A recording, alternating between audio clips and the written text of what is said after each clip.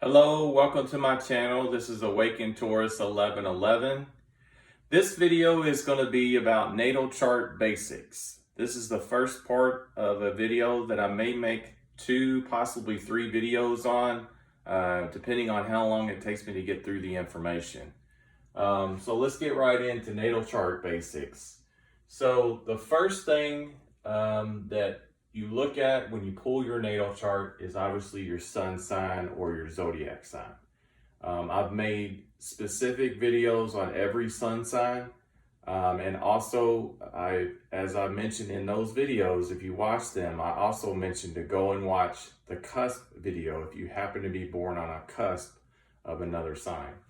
So the first thing you'll see is the sun sign in your natal chart. Your sun sign is your personality. It makes up the fullness of who you are.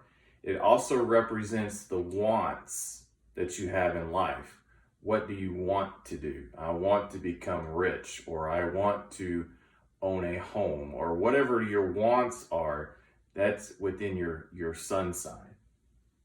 And actually your sun sign, I consider the most important sign in your natal chart. The second most important sign is your moon sign, especially for the first 30 years of your life. After 30 years of life, your moon sign is still important, but it's not as influential as it was for the first 30 years. And your moon sign, just so you know, it changes every 2.5 days based on your birth date. So every 2.5 days before or after your birthday, your moon sign can change. So that's how quickly that particular sign changes. And your moon sign represents your feelings, your inner needs that you have. So when you're in a emotional state of, let's say you're angry, you're going to kind of resort to your moon sign and how you express your feelings. Same thing if you're happy or you're joyous about something. Your moon sign is going to be seen in that emotion. The third most important sign in your natal chart is your rising sign, also sometimes called your ascendant sign.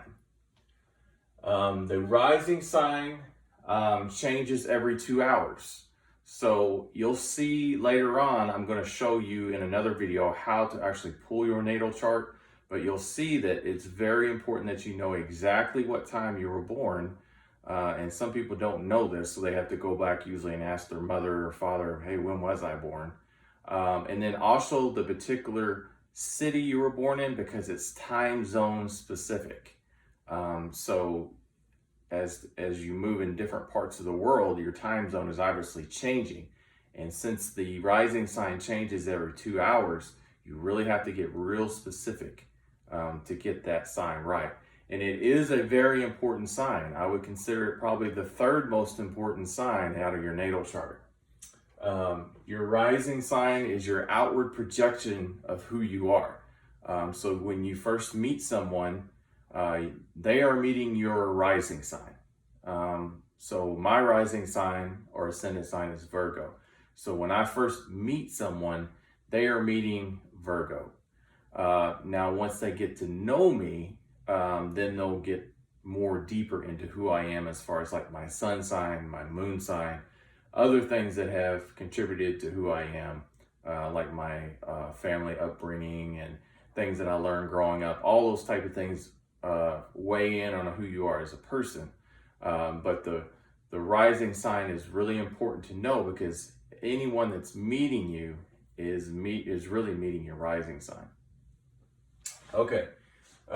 Now, obviously we have planets, and each one of the planets you will have a sign in. Just like you have a zodiac sign in your sun sign, you're going to have a zodiac sign in each one of the planets. And so I'm going to go through what each planet represents. And then also keep in mind, I'm also going to mention that each particular planet rules a specific, sometimes two, zodiac signs. So when you look at your sun sign, for instance, if your sun sign is in Taurus, then your ruling planet is Venus. So Venus is, I would say, maybe when you're looking at the top 4 signs, you go with your sun, moon, ascendant, or rising, and then what your ruling planet is for your sun sign. So those 4 are very important to know and understand. And then after that, I think Venus, if it isn't already your ruling planet for your particular sign, especially if you're talking about love, because Venus is the planet of love, and it really governs how we love, how we interact with people, then that planet is very important. Okay? So, all right, Mercury is the planet of communication. It is the planet of intellect and expression. The natural ruler for Mercury, or the planet, the natural ruler that Mercury rules as far as a zodiac sign, is Gemini and Virgo. Okay? So for Geminis and for Virgos, what is going on astrologically with Mercury, for instance, like when it goes retrograde or things like that, that really affects the sign of Virgo and Gemini. Okay. Next is the planet of Venus. Venus is a planet of love. It's a planet of romance and beauty. Venus naturally rules the zodiac signs of Taurus and Libra. Okay. So moving on, the next planet is Mars. Mars is a planet of action, of sexual drive, of aggression. And so the natural ruler that Mars rules for a zodiac sign is Aries. Okay. The next planet is Jupiter. Jupiter is a planet of abundance. It's a planet of optimism and expansiveness. It's a really good planet.